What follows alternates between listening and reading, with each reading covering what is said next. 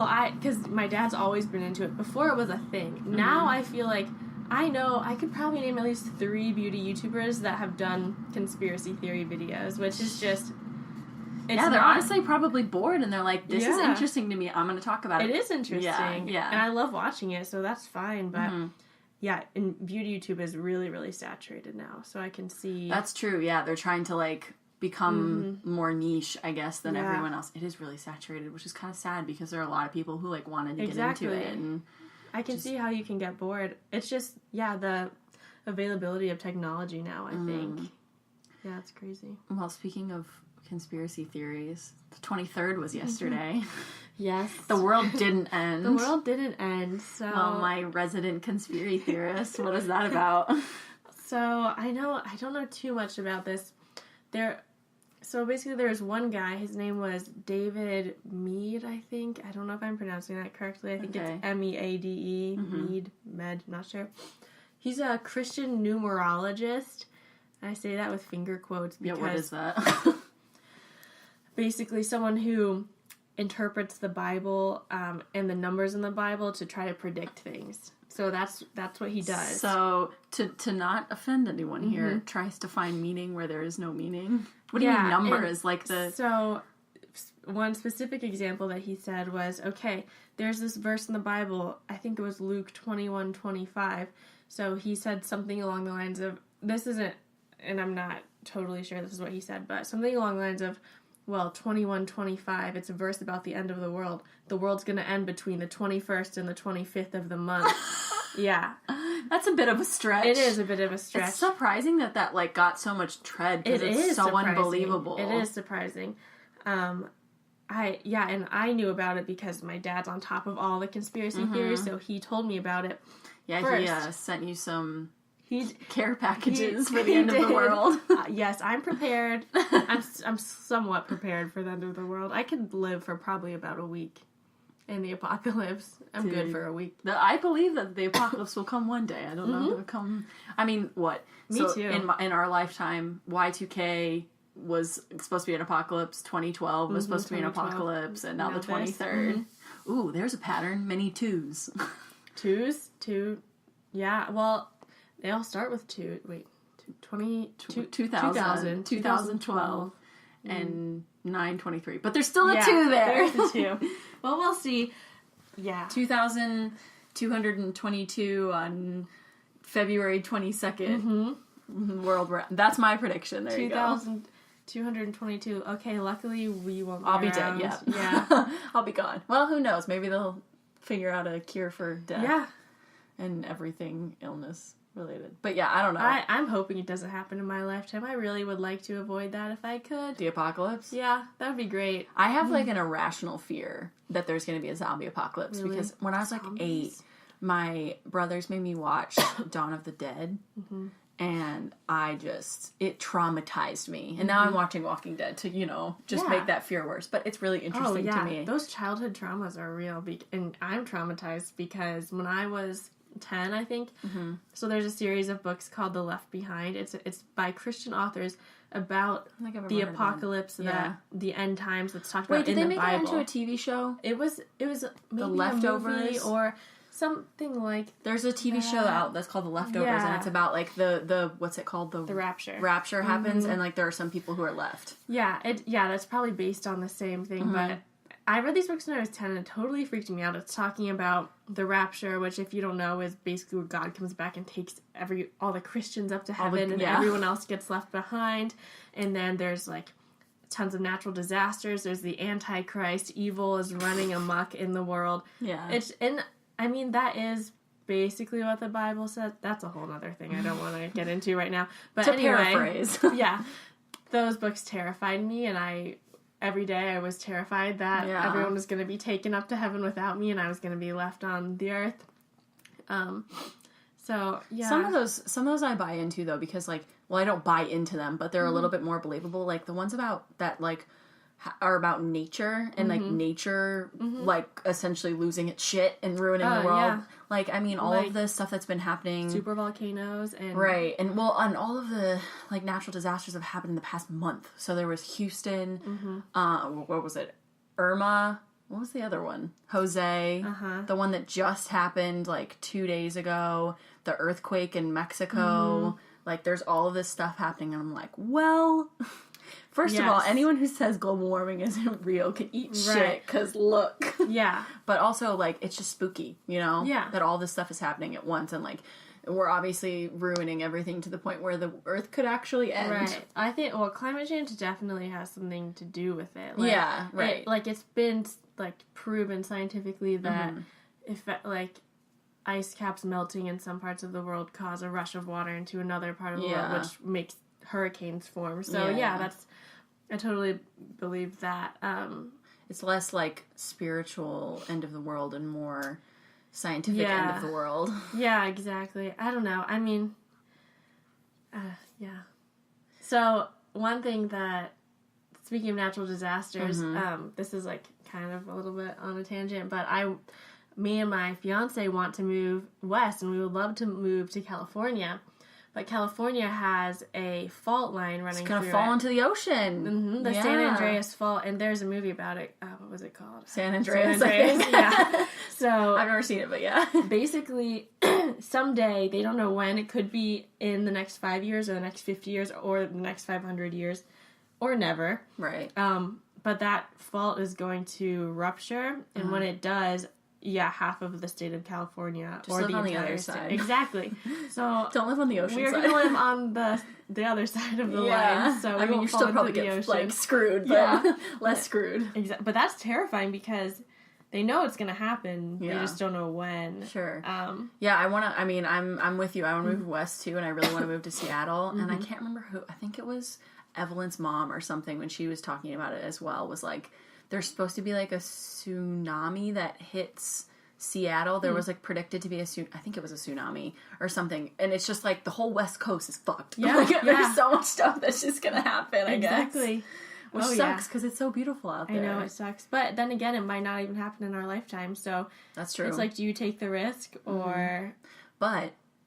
Everyone, that phrase, it's not gonna happen in our lifetime, has, like...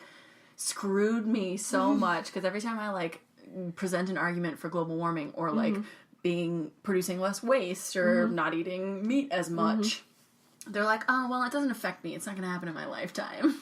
Okay, but if you're planning on having children, you need to be concerned, because what kind of world do you want for them? And I'm sure that, like, our grandparents probably wouldn't have dreamt of what's happening to the planet right now, and, like, 2 generations later, like, there's so much shit, like, we're not going to be able to see the Northern Lights in, like, 100 years. I mean, the, whatchamacallit, Great Barrier Reef. Yeah. The acidity of the oceans screwing everything up, so. What do you think about,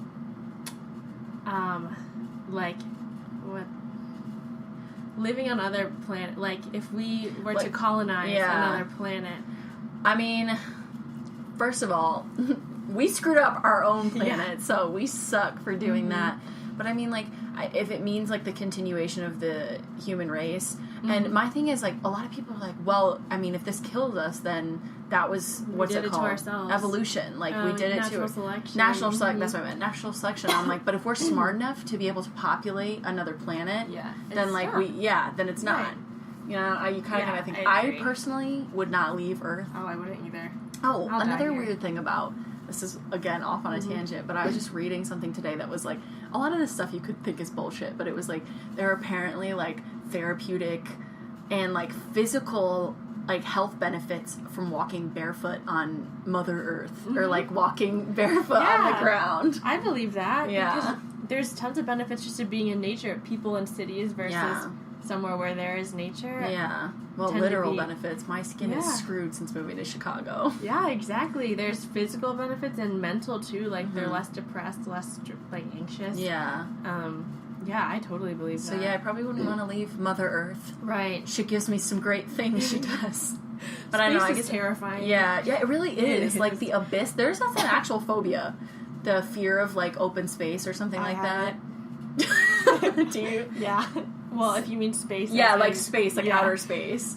But I guess it depends on the planet, you know? Like, I wouldn't want to go live on Mars because there's nothing on Mars. It's so... I wonder what it would be like, just because on Earth we have our atmosphere, so the sky's blue, but on other planets, where they don't have that? Is it just, like, staring straight into the night all the time? Like, yeah, I don't know. Like on the moon, you know, photos of astronauts on the moon, and it's like there's no atmosphere. It's just where does space. the light? This is a dumbass question, but where does the light come from? The sun. I know, but like, it looks like it's nighttime, but you're lit up. You know what I mean? It's very confusing. It is confusing. I think. Well, I don't know. Yeah, so I think it depends, but it would definitely feel like you're like in. Because the only inhabitable planets that we know of are what? I'm pretty sure it's just Mars. Because like. The outer four or whatever are gas planets. This is probably ethically horrible to say, but why haven't we figured out how to shoot all of our waste into space? Space trash is a real thing. It orbits the planet, yeah. It orbits the planet? You can, like, look up pictures of it, and it's, like, it's not even just the amount of satellites that are now, like, in our, whatever they're called, atmosphere. It's like they did that for a while. They shot trash into space. It is horrible. Also, it is horrible because like we don't know if anything. You don't know where it goes. You don't know what's out there. Yeah, which I mean, I guess. Yeah, you should look up pictures of that though. It's spooky. There's like, I can't remember. I think it was I must have been at like a planetarium or something, and they were showing like a video of all of the trash. And I think sometimes when the trash collides, it causes like a bunch of problems, and sometimes it'll shoot shit back down into Earth. Yeah. I don't know, I could be wrong. Interesting debate would be picking another planet to use as basically like a landfill. Put all of our trash in. It's like we suck. I know. Humans but it's suck. Like, it's like, what do you value a planet with? Say it has no life. One. Yeah. It's a rock. Right. Yeah. It's like a dead rock. Yeah. Would we kill it? I mean, can you kill it if it's no life? So, because like all trash. I mean, what does trash do? It just takes up space, right? It does. Yeah. Well, does it like? It will if it gets into Earth. Yeah. I don't know about what affects the soil. What it would be like on other planets. Yeah. Would it even decompose? I don't know what the chemical. Yeah. Yeah, I don't know. That is spooky, but yeah, we really suck. You're saying that, and I'm like, logically, that makes sense. Yeah. But it's horrible. It's horrible. It's horrible. It's horrible. But is it horrible if it's...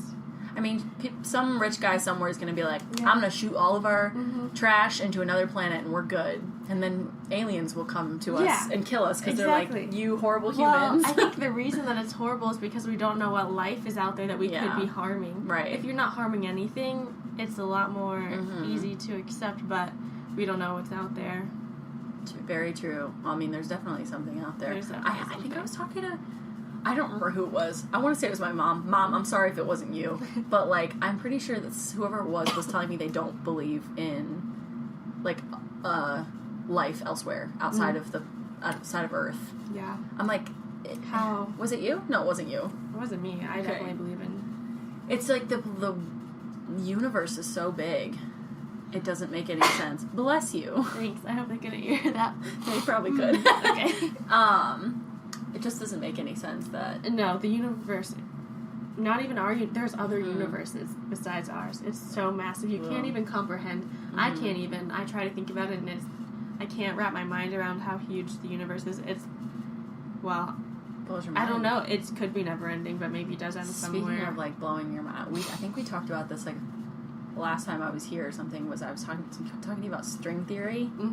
My brother was like telling me about that. You should watch videos on it. It's super interesting and like parallel realities and shit. It's like I need to watch it. Sometimes my mind hurts when I think about it. Next podcast we can try to dumb it down. String theory. String theory. Yeah. My dad actually told me there's a video I need to watch it that the Bible talks about string theory and like supports it. Really? So I'd be really interested to see it from that perspective. Well, and it's like, I mean, it kind of makes sense. So like, if I make a decision to turn left and I hit a car and get in a car accident, or if I make a decision to go right and that was the actual reality, like there was still something that I could have in a different world I could have turned left. That's like a really base version of it, but it's so bizarre. I think that the supporting argument from the Bible perspective is that God is interdimensional and he can travel between any dimension, any time. Time and space isn't a thing. So I think that has something to do with it. I really don't know. I need to learn more, but... Well, on that note... From Fenty Beauty to string theory. Yeah, really. In 15 minutes. Yeah, stretched a broad spectrum, but we can try and talk about that next time, I guess. Well, thanks for listening.